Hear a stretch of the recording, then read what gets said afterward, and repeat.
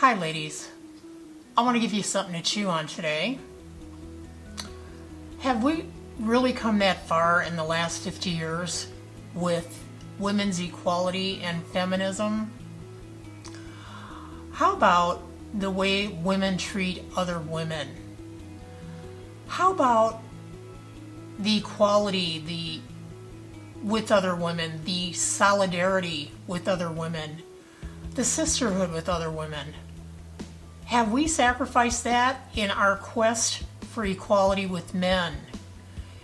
In other words, what I'm asking is, when we started competing against men, did we actually end up competing against each other?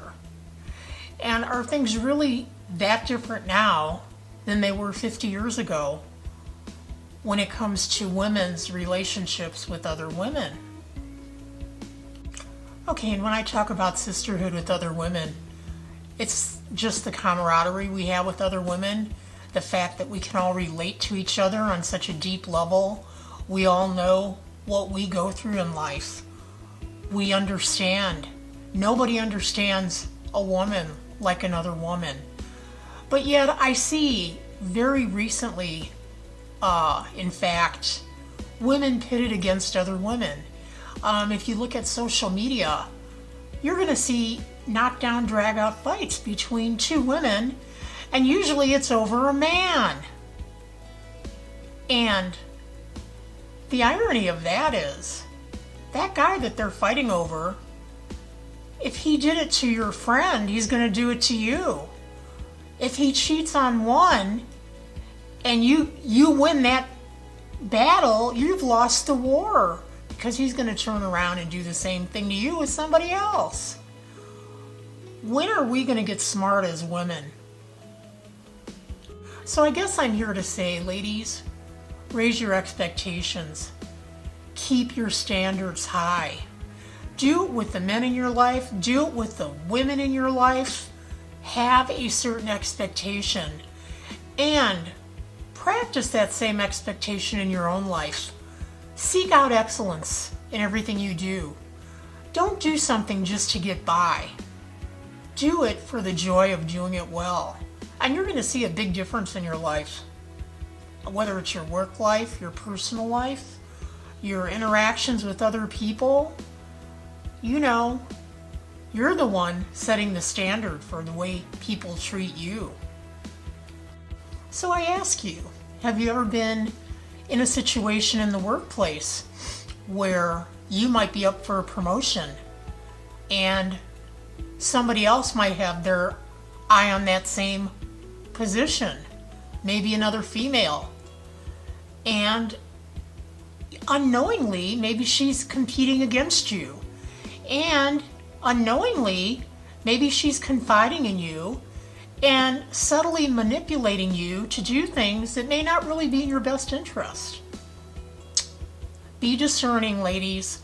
You know, a lot of our problem, I think, as females, is keeping things to ourselves. You know, my mother used to have a saying, don't give your gems away. And that's exactly what you're doing. When you're spewing out all your inner thoughts, all your aspirations, all your dreams, all your goals to somebody, you're giving away your gems. And just be sure that somebody that you're spewing to has your best interest at heart. You know, I'm a firm believer in you are what you create in your life. And what's so great about that philosophy is that it takes away victimhood just like that.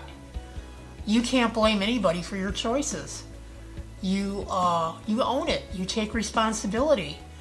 And when you raise the bar on yourself, little by little, eventually you'll end up in that very happy situation that you've dreamed of, without any interference from a third party or anybody else.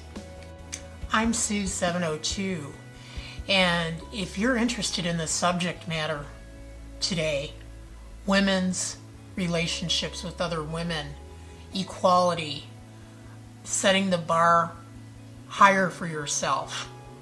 Get in the conversation. Drop me a line in the comments below. Let's keep this conversation going.